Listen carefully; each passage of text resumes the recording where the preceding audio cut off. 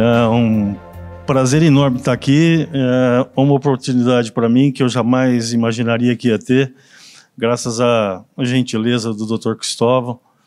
E eu fico lisonjeado de ser assim, pego de surpresa, mas é algo que é o meu dia a dia, é o que eu faço há muito e muito tempo. Então, não terei muita dificuldade para passar para vocês o que é que a gente realmente faz. São 3 coisas importantes aqui. Que a cirurgia sem sangue é uma cirurgia que a gente usa métodos alternativos ao uso do sangue. Muitos pacientes não aceitam sangue por questões religiosas ou questões pessoais. Então, isso já é feito há muito e muito tempo nos Estados Unidos e na Europa. E tudo começou, a medicina sem o uso do sangue, para tratamento dos pacientes, na grande maioria, testemunhas de Jeová, que por uma questão religiosa, de crença, não aceitam a transfusão de sangue. Quando a gente fala em transfusão de sangue e o que pode acontecer, que são os efeitos colaterais, os riscos que a gente corre, a gente tem que se basear na medicina, baseada em evidências, no PBM, que é o Patient Blood Management, que é um programa que também já tem um bom tempo que acontece nos Estados Unidos e na Europa, em que você programa o paciente para uma cirurgia eletiva. Então, um paciente que tem anemia, ele tem uma chance de que, se operado anêmico, ele vai apresentar uma série de complicações. E, além disso, apesar e além do custo que isso representa para a questão dos serviços de saúde, ministérios, essa coisa toda, é um paciente que, em 48% das vezes, tem complicações que precisam ser readmitidos no hospital. Isso gera custo. Ele tem uma possibilidade também de contrair várias doenças, não tão hoje infecciosas, porque a qualidade dos bancos de sangue é muito, muito boa. Então, a questão de doenças transmissíveis pela transfusão, hoje praticamente acabou. Porém, há um problema que é a imunologia. E a gente está vendo o que está acontecendo hoje em termos de imunologia nesse congresso que a gente está aqui hoje. E, por acaso, muito por acaso, eu operei um senhor cuja filha, ela gosta e trabalha com nanotecnologia. Então, na enfermaria, conversando, ela falou: doutor, você não tem interesse em saber disso? Eu falei: tem. E aí comecei a procurar, ela mandou uma série de artigos médicos, como esse que a gente está vendo aqui, e acabei me interessando e falei: olha, eu vou esse fim de semana para São Paulo para ver o que é que realmente é a nanomedicina. Eu achei fantástico. E vocês estão num lugar que são privilegiados, como o professor que falou anteriormente. Informação é tudo. Quem tem acesso à informação está muito, muito na frente. E não basta só estar na frente na questão financeira, mas eu tenho comigo o seguinte: para você alcançar o sucesso, seja em qualquer área, a gente está subindo uma escada. A tua mão direita para cima, a tua mão esquerda para baixo. A tua mão direita, alguém que está na sua frente está te puxando, e você, com a sua mão esquerda, traz alguém junto com você. E isso é importante, a gente tem que dividir conhecimento. E eu acho isso extremamente importante, principalmente na área universitária, porque a gente produz para poder servir os outros, não é assim? Então, a medicina baseada em evidência, desculpe. Ela é uma prova científica rigorosa, compromisso na busca explícita e honesta das melhores evidências da literatura médica, concentrando-se na análise apurada de métodos por meio dos quais as informações, aquilo que o professor falou, dados, foram e serão obtidos. Esse conjunto se completa com métodos bem definidos por avaliação crítica, revisões sistemáticas da literatura médica. Hoje, qualquer tipo de tratamento que você vai fazer é necessário, é uma condição sine qua non que você tenha e procure revisões sistemáticas. Porque a gente vai ver nessa pirâmide,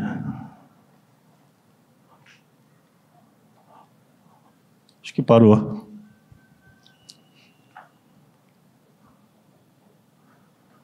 Foi. Essa é a pirâmide medicina baseada em evidências. Quanto maior o nível de evidência de um tratamento, melhor é esse tratamento.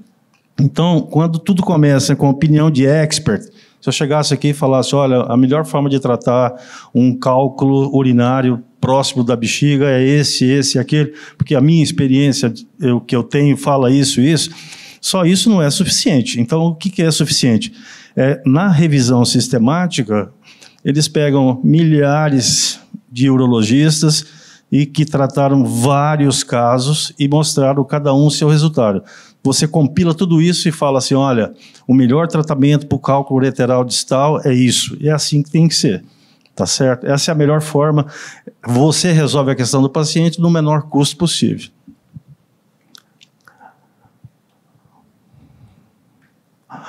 O gerenciamento do sangue do paciente é aquilo que eu disse, ou seja, isso vai se tornar uma política de Estado, ou seja, você tem convênio com a Unimed, com o Bradesco, com a Amil, o que for.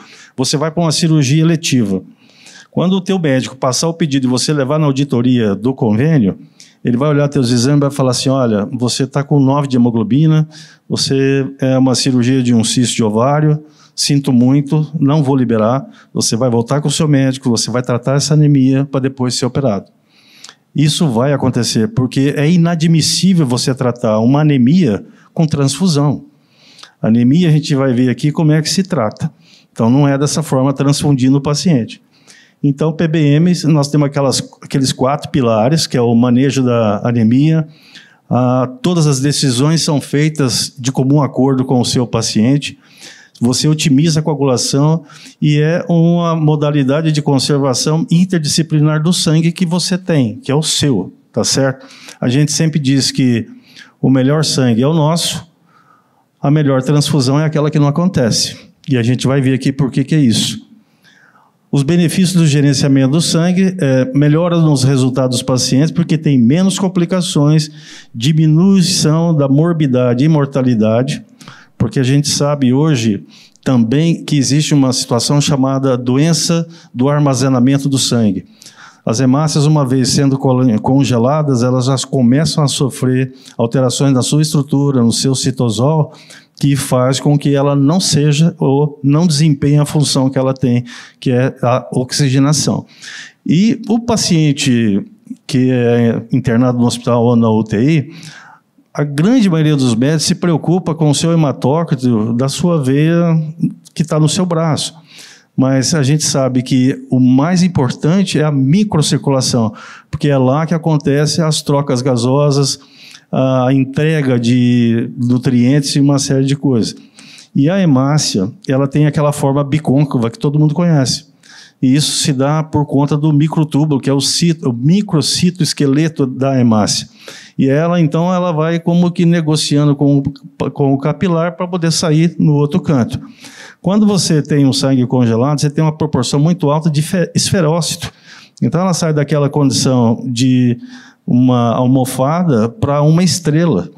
Então, disso, o que acontece? Quando ela chega num capilar, ela entope o capilar, porque ela não consegue passar, não tem maleabilidade suficiente para poder passar. E nisso, daquele segmento para frente, não recebe oxigênio. Então, os malefícios acontecem lá na microcirculação. E a gente sabe que lá junto à microcirculação é que estão as mitocôndrias, que são as nossas usinas de energia.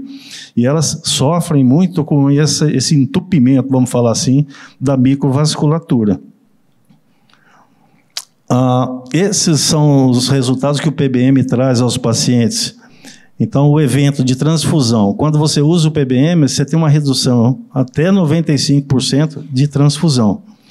Mortalidade, você utilizando o PBM, você tem ela acima de 68%, a redução é acima de 68% de mortalidade. O tempo de internação, ela se reduz até 33%. Índice de reoperações, menor do que 43%. Readmissões, complicações que sejam por morbidade ou razão de infecção. E custos. Olha que interessante custos. Ele chega a se reduzir em até 24% para o paciente que faz o PBM e aquele paciente que não recebe sangue.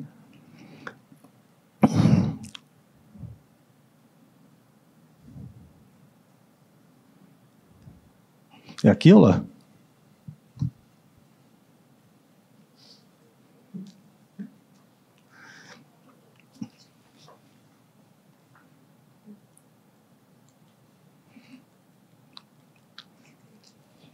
E esses estudos, como eu disse, a hemodiluição, norma volêmica aguda, a máquina que é recuperadora de sangue no intraoperatório, isso tudo se começou e se desenvolveu nos Estados Unidos. Aqui é o gerenciamento da anemia, que é o outro pilar. Então, você tem que ter métodos de detecção precoce e contínua da anemia, aumente a tolerância fisiológica à anemia, minimizando o consumo de oxigênio. Então, você vê, não só na África subsaariana, mas aqui mesmo, você vê crianças com 7, 8 de hemoglobina jogando bola na rua. Então, a gente percebe que a reserva do nosso organismo quanto à anemia é muito grande. E isso é que a gente tem que aproveitar e utilizar antes de transfundir. O emprego de fármaco para intervenção nutricional baseado em evidências para estimular a eritropoese. Então, o que a gente precisa? Para você formar hemácia, você precisa de proteína. O paciente tem que estar nutrido. Então, você pode fazer através de alimentação oral ou endovenosa, através da nutrição parenteral total e outras coisas. E aplicando sempre protocolos baseados em evidências para o uso do glóbulo vermelho. Princípios fundamentais, tomada de decisão centrada no paciente. Então, todos os pacientes que nos vêm para tratamento clínico ou para tratamento cirúrgico, hoje está muito mais fácil você conversar, porque existe aí fora o Dr. Google. Então, o paciente já vem com um nível de conhecimento muito bom. Então, hoje não dá para você enrolar o paciente facilmente. Então, a gente tem que ter noção disso, e a gente tem que estar preparado. Porque se você vai para uma cirurgia, e hoje vocês vão ver que a visão que vocês têm sobre uma cirurgia, o método como ter que ser conduzido, tudo isso, a primeira coisa que você vai perguntar para o médico é: o senhor pratica o PBM? Olha, eu vou te garantir que 90% hoje vai te dizer não sei o que é. Então, preste bem atenção nisso aí, fica aqui o aviso para a gente, né? E, então, tudo isso que se faz hoje, você tem que perguntar ao paciente: olha, existe essa possibilidade de tratar assim, assado, o que você acha? Eu acho assim, eu acho assim. Então, tem que colocar o paciente como centro da conversa nossa com ele, na forma de coagulação. E aqui é a otimização da coagulação, que é outra pilar, avaliar quantitativamente ambas as fases da coagulação, avaliar a acurácia de função da coagulação. Muitas vezes o paciente toma ginkgo biloba. Alguém já ouviu falar aqui? Ginkgo biloba? O ginkgo biloba a gente sabe que altera a cascata de coagulação. E se você olhar primeiro assim, ele é usado, eu acho que para questão de disfunção cerebral leve, né? Memória, é isso aí. E ele altera o nosso tempo de coagulação, toda essa série de coisas. Afora os remédios mesmo aí que são usados para tratamento de paciente que tem as câmaras cardíacas aumentadas, risco de formar trombo intracardíaco, ou senão a trombose venosa profunda, que é muito comum no paciente acamado. Então, eu sempre brinco com meus pacientes, falo: o senhor não operou o fêmur, o senhor operou o estômago, o rim, o baço, o que seja. Então, vamos levantar da cama, vamos tomar banho, eu quero que o senhor caminhe, não fique parado, o sangue tem que caminhar. Aqui, novamente, o outro e último pilar, que são modalidades interdisciplinares de conservação do sangue. Técnica cirúrgica precisa, nós vamos ver aí alguns slides. Hoje nós usamos um bisturi que é de argônio. Então, quando você faz a incisão abdominal, você faz com um bisturi frio, como a gente fala, que é o bisturi de lâmina. Mas dali para frente, tudo que você vai fazer, que vai usar para cortar, você deve usar esse bisturi. Na verdade, ele é uma pinça, parece uma tesoura, você encosta no tecido e você aperta o tecido, tira o líquido do tecido, depois você queima o tecido, aí você corta. Tudo num momento só. Não sangra nada. Absolutamente nada. Porque muitas vezes quem não é do meio, você entende cirurgia como algo que sangra, que o cirurgião sai com o avental cheio de sangue, vai conversar com a família lá fora, olha, tudo sanguado. Mas, pelo amor de Deus, se o médico veio conversar com você e já saiu com esse mundo de sangue no avental, imagine como é que foi lá dentro. Então, esses cuidados são necessários. Rapidamente diagnostique e prontamente corrija a hemorragia. Eu sempre digo, e trabalhei muito tempo com cirurgia de urgência, depois de estudar bastante sobre terapias alternativas ao uso do sangue, tolerância à anemia, eu sempre digo que o paciente, mesmo um acidentado, um atirado, um esfaqueado, o que for, que chega num pronto-socorro, em tese, nesse momento ele não precisa de sangue. Ele precisa de líquido, porque o que mata é a hipotensão, é a hipovolemia. Hipovolemia, você não precisa passar sangue, você tem que passar eletrólitos. Não é, doutora veterinária? Não é? Então, é sempre assim que eu vejo desse ponto. Então, quanto menos você usar, melhor é os resultados do paciente, o segmento que ele apresenta. Então, rapidamente leva o paciente para o centro cirúrgico. Muitas vezes você fala, vou pedir tomografia, eu vou pedir um raio-x, vou pedir um ultrassom, e o paciente está sangrando. Então, você tem que ter pressa em resolver isso aí.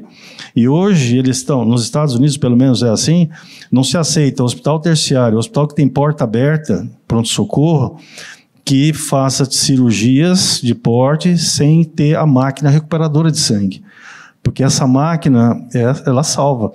Porque todo aquele sangue que está na cavidade, antes de você abrir, você vai passar para a máquina vai lavar esse sangue, vai centrifugar e vai te devolver as hemácias. Então é interessantíssimo, principalmente para o anestesista, porque o anestesista morre de medo de ver você transferindo o paciente da mesa cirúrgica para o lixo através das compressas. Então a compressa entra branquinha, sai todinha vermelha pingando. O anestesista fica louco da vida com isso. Então é preciso ter esse cuidado. Se tem a máquina, e é obrigatória essa máquina, e será obrigatória, ela vai aspirar tudo isso, vai lavar, vai devolver para o paciente. Ela só não vai devolver fatores de coagulação, o plasma em si. Isso vai embora. A hemodiluição, nós vamos ver slides, o paciente acabou de ser anestesiado, na veia, você põe a bolsa de sangue, aquela que você encontra no banco de sangue, vazia só com um anticoagulante, o sangue vai descendo, então você acha, eu vou fazer uma cirurgia de um tumor hepático. É um tumor que sangra. O fígado recebe muito sangue, então quando você corta, você vê que sangra. Nesse caso, o que você faz? Esse sangue que está saindo, você ao mesmo tempo vai fazendo a reposição de líquido, no caso soro, ou Voluvem, na proporção de 3:1. Então eu acho que vai sangrar 1000 ml. Então eu vou passar 3 litros de soro no outro braço. Então o paciente não altera a volemia dele, mas ele está anêmico agudamente. Então se ele começa uma cirurgia com 12, ela pode cair para 6. Você trabalha normalmente, ao final porque todo esse sangue que você perdeu pouco hemácia, porque ele está diluído. Aí, ao término da cirurgia, você já está programando fechar o paciente, esse sangue, então, é levantado e, por gravidade, ele desce. Que é um sangue seu, não saiu da sala, então ele não tem risco de identificação, não tem risco de manipulação, não tem risco de infecção, e você pode utilizá-lo durante uma cirurgia de até 8 horas, sem prejuízo nenhum. Porque o nosso sangue, se você tirar, levar para um banco de sangue, deixar ele coagulado para usar numa cirurgia daqui a 1 mês, esse sangue, as propriedades dele não são mais semelhantes àquele que está correndo na tua veia. É como se fosse um sangue diferente do seu, por conta dessas alterações que ocorrem na doença do armazenamento. Então é preciso ter muito cuidado em utilizar esse tipo de técnica, e que se usa bastante aí. Paciente que vai fazer uma cirurgia de coração, e, eu vou programar essa cirurgia para daqui 30 dias. Vamos lá, vai tirando sangue e depois a gente usa esse sangue na cirurgia. Ele sofrerá as mesmas complicações de como fosse o sangue de outra pessoa. Certo? E isso pouca gente sabe. Aqui é o gerenciamento do sangue, são aquelas colunas que eu te falei. Estimular a hematopoiese, então você pode usar a eritropoetina, que é um hormônio produzido pelo nosso rim, que ele faz com que a medula produza hemácias. E nós temos outros hormônios que estimulam a produção de leucócitos, plaqueta e tudo mais que precisa.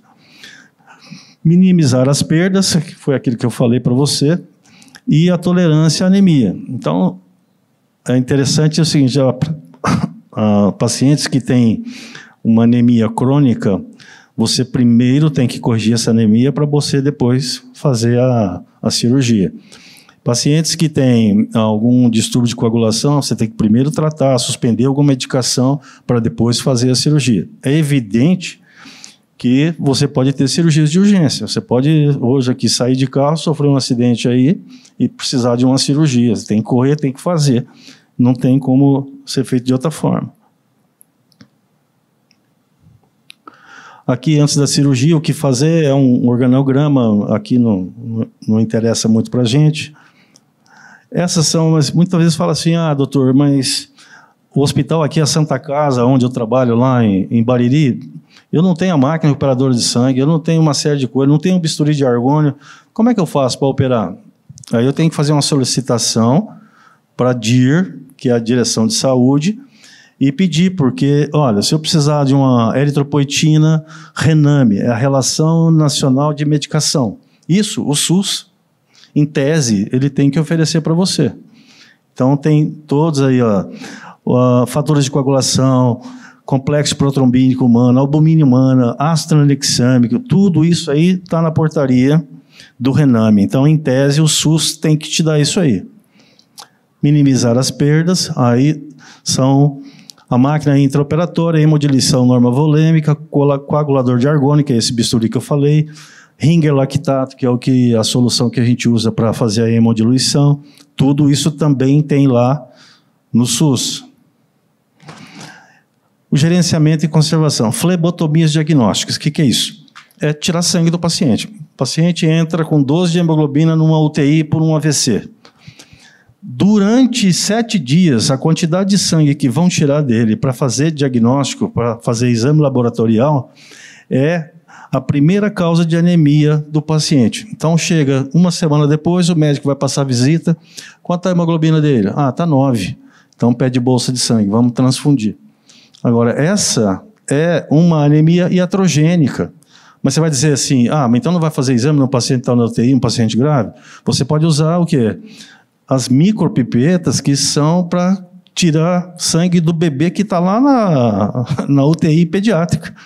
É assim que você usa. Imagine o neném, ele tem 30 ml de sangue por quilo de peso. Um catatalzinho desse tamanho, que pesa, sei lá, 1,8 kg, 2 kg que seja. Se você tirar 5, 10 ml, ele é capaz de entrar em choque hipovolêmico. Então, em adultos, você pode utilizar esses tubos para tirar sangue de crianças na UTI infantil.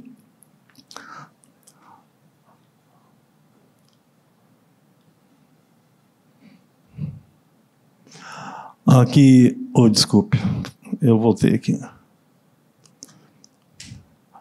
Aqui é o planejamento cirúrgico, então, dependendo da cirurgia que eu vou utilizar, se é uma cirurgia de fígado, como a gente vai ver aqui, esse é o bisturi. Esse aqui.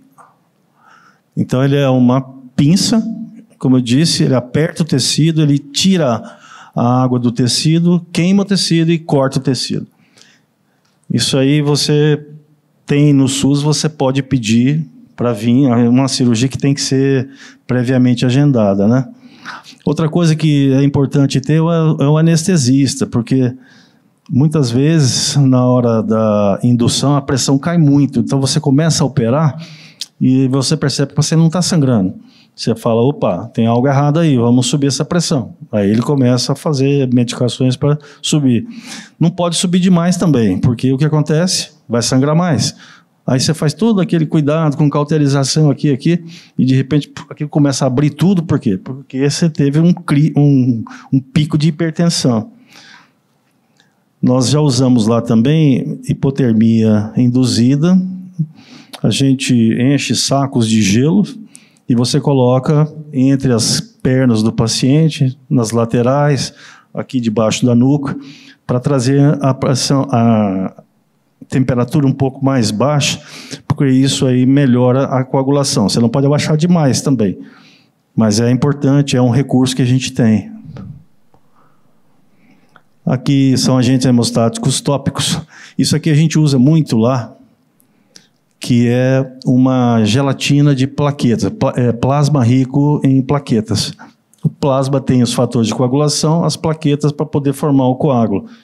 Então você tira sangue periférico, tem uma centrífuga, você separa, então, o que é a parte celular da parte que é o plasma e aquele fiozinho branquinho de plaquetas também. E naquele momento você, com placas de Petri, derrama isso e começa a mexer, e em questão de minutos forma um gel. Esse gel, quando bem feito, você pode segurar o gel e colocar umas pinças, pendurar pinças, e ele não rompe. É interessante isso aí. Aí você tira esse gelzinho, que é um selo, e eu tenho uma foto aqui que nós operamos o fígado, tirou quase que o lobo direito do fígado, e toda aquela parte cruenta você coloca esse selo de plaquetas. É incrível que não sangra. E no final você pede para o anestesista, sobe um pouco a pressão para a gente ver se vai ter algum sangramento. Aí ele sobe a pressão para 12 por 8, ou um pouquinho mais, você vê que não sangra. Agora, nos Estados Unidos, aqui também nos grandes hospitais, tem esse sprayzinho aqui, ó, que ele já mistura os fatores de coagulação, e com o jatinho, aqui mostra um coração aberto, né? Um tórax aberto, desculpe. E aqui ele jogando então esse selante, que em segundos ele forma uma cola e não deixa sangrar. Aí está o selante de fibrina, que é isso que eu estou falando. Mas isso aí é muito chique, né? Agora, como nós somos cirurgiões brasileiros, a gente faz na centrífuga e num copinho mistura aquilo lá e põe para selar o fígado. Funciona do mesmo jeito. Aqui são agentes antifibrinolíticos. Então, o que a gente recomenda? Isso aqui é outra coisa bacana. O SAMU dos Estados Unidos, eles já andam com essa injeção do ácido tranexame, que é o Transamin, e no momento que o paciente entra na ambulância, eles já fazem na veia 3 ampolas desse Transamin. Com isso, que o paciente está sangrando em risco de hemorragia significativa, com uma dose, que é 1 grama, você pode, então, estancar o sangramento. Muitas vezes o paciente chega politraumatizado e hipotenso, e o colega médico quer rapidamente recuperar o paciente e manter a pressão dele normal, que é 12 por 8, 13 por 8. Mas a gente sabe que, uma vez que forma o coágulo, se a pressão subir para o normal, ele vai voltar a sangrar, porque o coágulo que se formou e está tampando lá o vaso, ele se solta. E o paciente começa a sangrar na tua frente novamente. Então, o importante é o quê? Ver quanto o paciente está fazendo de xixi, quanto está produzindo. Então, a bolsa, você vai olhando lá, está pingando, isso é sinal de que a pressão arterial dele é tão boa até produzir o xixi. Porque se ele parar de urinar, você fala, opa, essa pressão está muito baixa, ele vai entrar em insuficiência renal aguda e vai complicar mesmo.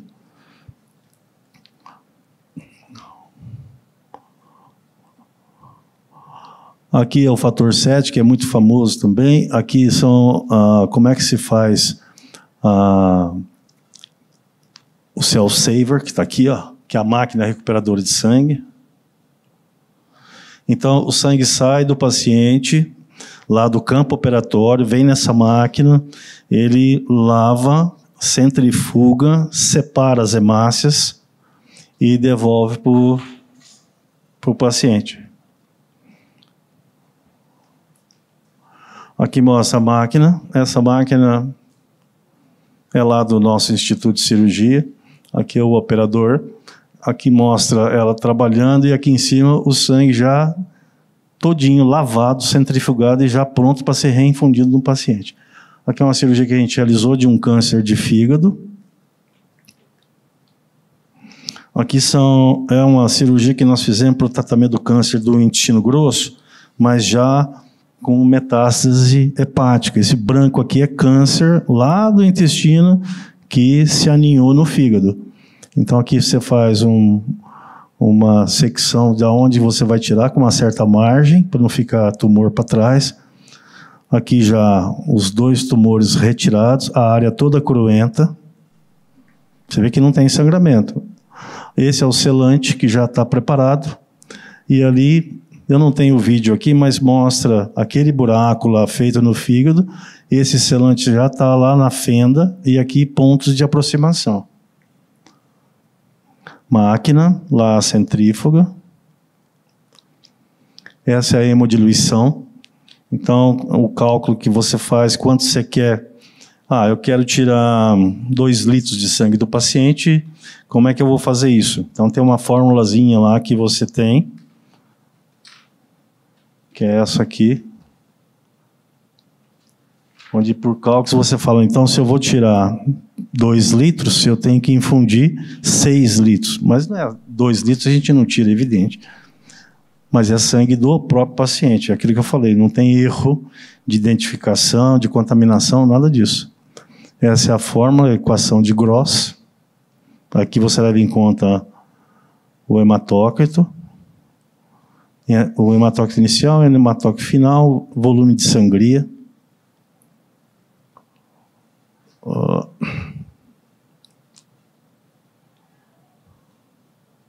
Pode passar? Aqui, então, como eu falei, você cristalóides 3:1, colóides 1:1. A gente usa também o Voluven, que é um colóide. Pode passar? Aqui mostra a hemodiluição. Aqui as bolsas de sangue já junto ao paciente. O sangue já tiramos aqui 2 bolsas, dá aproximadamente 600 ml. O paciente sempre conectado. Próximo. Novamente, o sangue fica numa balancinha para ele ficar em contato homogêneo com o anticoagulante. Próximo. Aqui são trabalhos clínicos. Então, agora, o que eu estou falando é que eu estudei, procurei saber, é pesquisa, né? Então, aqui, ontem eu fiz até uma pergunta aqui para o doutor Antônio, é o urologista, um colega nosso, sobre imunomodulação. E a gente vê aqui, infecções nos pacientes com múltiplas transfusões ou após grandes cirurgias tem sido associado com uma diminuição da função das células killers, das células apresentadoras de antígenos e reduz a imunidade mediada por célula por uma diminuição das células T, que ontem foi falado aqui. Próximo. Doenças transmissíveis, hoje praticamente a gente não tem isso. Mas você vê que até pouco tempo não tinha teste para Zika, chikungunya, Covid. Então, são coisas que podem aparecer de uma hora para outra e você não tem o teste para fazer. Próximo. As complicações, transmissão de doenças, hoje praticamente não tem. Reações transfusionais, isso pode ser aguda ou com o passar dos dias de internado. Aguda, geralmente o paciente começa a ter tremor e hipotensão. Então, a enfermagem tem que estar ligada nisso aí, porque ele tem que ir lá e imediatamente desligar a transfusão de sangue. Lesão pulmonar, erros transfusionais. Então, na hemodiluição, o sangue está no pé do paciente, não tem como ter erro. Lesão pulmonar aguda, o paciente recebe sangue e daqui a pouco ele começa com falta de ar, e muitas vezes morre na tua cara. Hipervolemia, são pacientes politransfundidos, principalmente em UTI, e é muito comum depois de cirurgia cardíaca. Sobrecarga de ferro, que é algo grave também, e a imunomodulação. Próximo. Aqui mostra um fígado quase que cortado ao meio. Nós estamos tirando um tumor aqui. Próximo. Aqui, toda a área cruenta já da retirada do câncer. Próximo. Aqui é um câncer. Tudo isso aqui, quase o lobo direito inteiro. Aqui nós estamos usando aquele bisturi. Aqui a máquina. Próximo.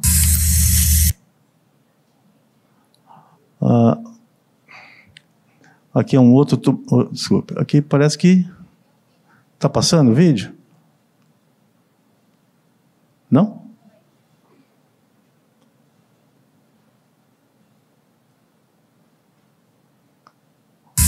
Ótimo.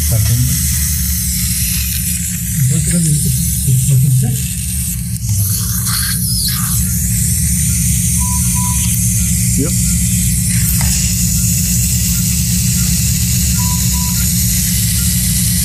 Você vê que aonde ele corta não sangra. Tá fazendo vídeo? Tá? Sim.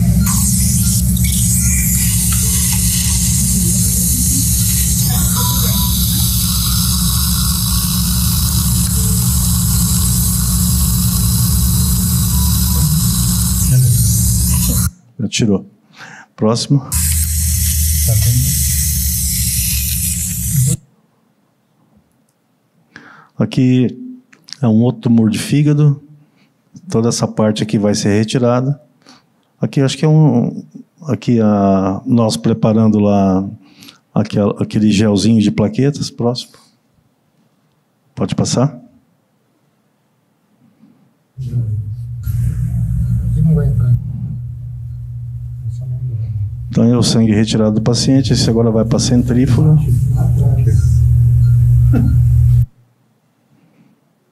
Pode passar o próximo. Aqui é outro tumor de fígado. Aqui mostra a gente colocando... Esse aqui é um vídeo. Vê se você coloca esse. Já o selinho... Não, o outro, do meio. Isso.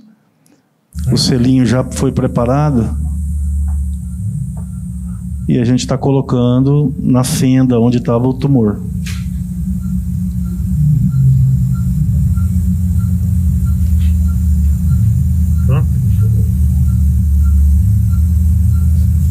Tá aí. Próximo. Pode continuar. Plasia de vidro. Pode passar. Nós vamos colocar um selo de gelfuan Só o nível, na verdade, de linfadenese. com transamin, que são duas medicações hemostáticas. Está mostrando aí, ó? Aqui foi colocado no leito da vesícula biliar. Esse era um câncer de vesícula biliar. Foi retirada a vesícula, foi feita toda uma linfadenectomia, que é a retirada de alguns gânglios, e a área onde ficava a vesícula, que a gente chama de leito vesicular, ali nós colocamos gelfuan, que é uma celulose, parece um algodãozinho.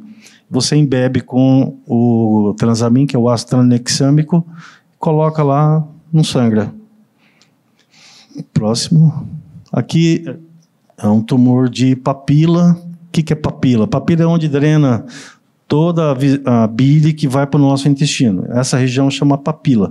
Então, ali ela se encontra com o canalzinho que vem do pâncreas e os dois canais que depois se unem e formam um só que vem do fígado. É relativamente comum esse tipo de tumor. E ele é muito silencioso. De repente, a pessoa se vê amarela, ficando amarelo o olho. Porque isso é o aumento da bilirrubina no sangue. Nós chamamos isso de icterícia obstrutiva. Próximo. Aqui é um tumor renal já retirado, o fígado todo rechaçado para cima e o tumor lá. Nós tivemos que utilizar, porque era muito grande o câncer, nós utilizamos a máquina recuperadora de sangue, essa é a peça cirúrgica. Aí vocês podem perguntar assim, mas espera um pouco, se você está operando um câncer, usa a máquina recuperadora de sangue, você não vai espalhar esse câncer para tudo quanto é lado depois que você devolver esse sangue? Tem trabalhos mostrando que a célula neoplásica ela não suporta esse mecanismo de centrifugação e lavagem que acontece. Então você pode operar tranquilamente. Pacientes politraumatizados que têm fezes no abdômen por lesão de alça, você pode usar a máquina, ela vai lavar e vai te devolver o sangue limpinho, sem nenhuma contaminação. Próximo. Aqui é o quanto a gente recuperou dessa cirurgia aqui do câncer do fígado. Não deu nem 200 ml. Então você vê que quando você toma cuidado, usa as técnicas bem apuradas, o sangramento é quase nada. O que é 200? Nem 200. Vamos botar 150 de 6 litros, que é a nossa volemia. Não precisaria nem usar máquina. Mas tudo é segurança. Próximo. Aqui são outros tumores. Aqui é um baço. O baço normalmente pesa 150 gramas. Esse aqui, por causa de uma leucemia, pesou 4 quilos. Então você vê aqui a peça inteira. Aqui é um câncer de rim. Toda essa verruga aqui dentro é o câncer. O resto dele está bonitinho, mas tivemos que tirar inteirinho o rim por causa do tipo de câncer. Próximo. Aqui são alguns consensos para redefinição de que é a lesão, a injúria pulmonar aguda, relacionada com transfusão. Próximo.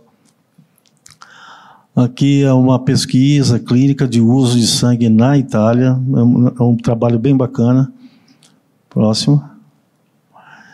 Esses são células velhas, vamos falar assim, já há tempo. O sangue é tido como velho a partir do 41º dia que está na geladeira. Então, isso aqui é as transfusões, resultado das transfusões de sangue antigo, vamos dizer assim, nos pacientes críticos. É uma meta-análise. Esse é um estudo bom. Meta-análise, revisão de sistemática, próximo. Aqui, um trabalho sobre associação entre transfusão de sangue no perioperatório como causa de morte em pacientes submetidos à cirurgia de câncer gastrointestinal. Esse é um trabalho longo termo, os resultados deles na população. Próximo. Aqui, a máquina recuperadora de sangue e a autotransfusão não pioram os resultados oncológicos. Um segmento feito com transplante de fígado em carcinomas hepatocelulares incidentais. Próximo. Aqui é um trabalho sobre alternativas ao uso do sangue em pacientes que são testemunho de Jeová. Então, numerosas opções existem, são seguras e efetivamente você pode utilizar em pacientes que recusam sangue, como as testemunhas de Jeová. Documentação e comunicação bem claras são aceitáveis nasquelas intervenções que poderiam primariamente obter resultados como o desenvolvimento de um manejo multidisciplinar para otimizar a entrega de oxigênio. Próximo. Aqui, a utilização do self-save da máquina no trauma.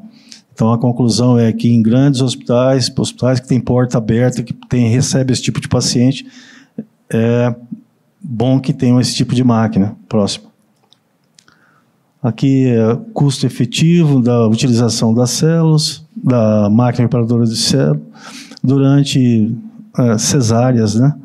E tem trabalho mostrando que todo aquele sangue da cesariana, quando você faz a histerotomia para tirar o bebê, aquele sangue misturado com líquido amniótico, você pode utilizar a máquina recuperadora de sangue, que ela vai te devolver só o sangue, não vai ficar contaminada com líquido amniótico. Próximo. Aqui são pesquisas, pode passar.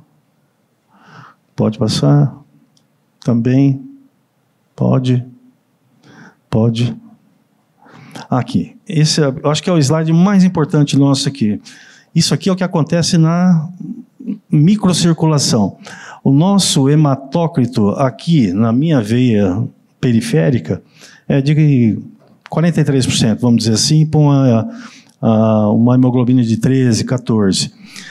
Na minha mesma microcirculação, o meu hematócrito é 70% menor do que o sistêmico. Então, essas células aqui são as hemácias passando dentro de um capilar. Quando você faz a hemodiluição, você diminui o número de células, mas você vê que a espessura do vaso não muda, ou muda muito pouco.